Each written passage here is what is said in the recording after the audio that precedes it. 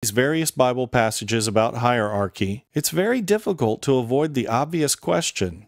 If hierarchy is indeed the foundation for spiritual authority in the church, why is there no clear explanation of it anywhere in the New Testament? Like Jethro's explanation to Moses of the hierarchical system of judges and its function, or Samuel's explanation to the Israelites of the hierarchical kingship and its costs. Instead, we're left to construct a model of church hierarchy from very debatable interpretations of this verse over here in light of that verse over there, and so on. Why?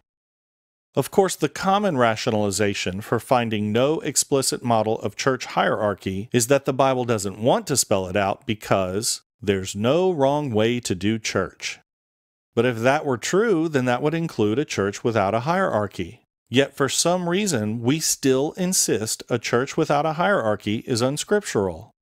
So what we really mean is, there's no wrong way to do church, except without some sort of hierarchy, even though that hierarchy isn't clearly defined anywhere in the New Testament.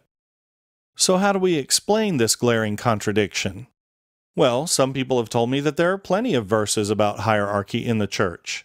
Then they cite verse after verse about church leadership and spiritual authority. But these verses talk about authority, not hierarchy. If you think those two things are synonymous, we can untangle that knot when we get into videos about spiritual authority and discipleship in the church.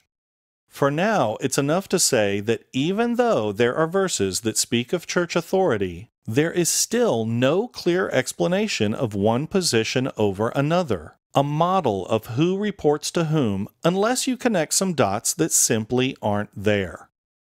Of course, you could also point a finger at me saying, "Hey, you're doing the same thing we are," taking an implication from a verse here and connecting it to an inference there to try to build an argument against hierarchy.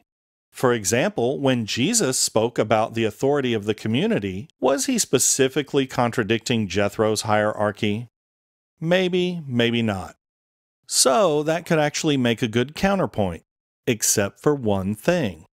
The reason the New Testament doesn't explicitly say anything against church hierarchy is because, as I've already mentioned, it doesn't discuss church hierarchy at all. And that's because hierarchy was never part of the original discussions about church. And why not? Well, it's really just common sense. After all, if I were writing a cookbook, I wouldn't list all the ingredients not to add to a recipe. Ah, but wait. So, then if there's no explicit warning against hierarchy, doesn't that mean we can add it to the church? Yes, we can, and we have, for about 1700 years in fact. But at what cost?